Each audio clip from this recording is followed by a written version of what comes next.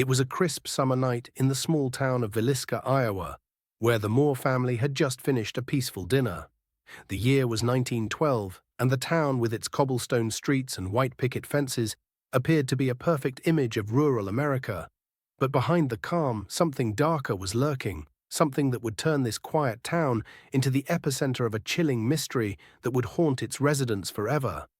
The Moore family, consisting of Josiah Moore, his wife Sarah, and their 4 children, Herman, Catherine, Boyd, and Paul, were preparing for bed when 2 young girls, Lena and Ina Stillinger, arrived to spend the night.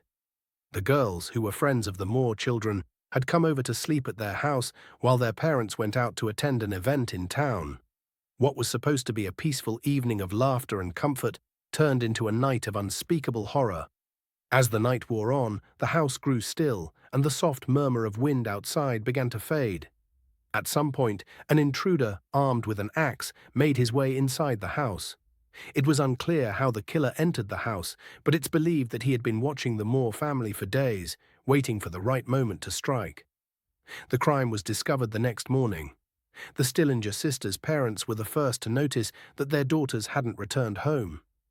They rushed to the Moore house, fearing something had gone wrong.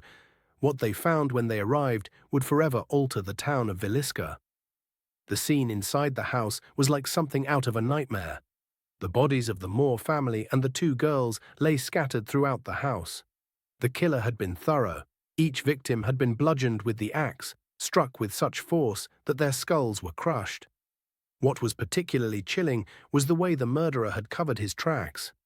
After committing the grisly murders, the killer had taken a blanket from one of the beds and draped it over the bodies. In a cruel and deliberate act, he had also extinguished all the lamps, plunging the house into darkness before leaving the premises unnoticed. The authorities were baffled by the brutality of the crime. There were no signs of forced entry, and nothing appeared to be stolen. It was as if the killer had been more interested in causing terror than in gaining anything material. No one could fathom why anyone would commit such a horrific act on an entire family, including 2 innocent young girls who had simply been in the wrong place at the wrong time.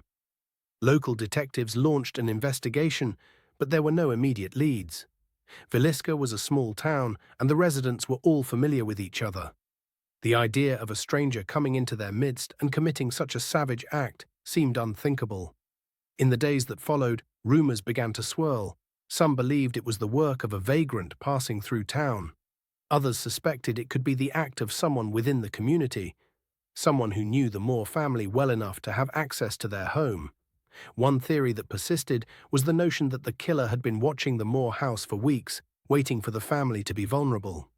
It was said that the killer had watched the family go about their daily routines, studying them carefully until the time was right.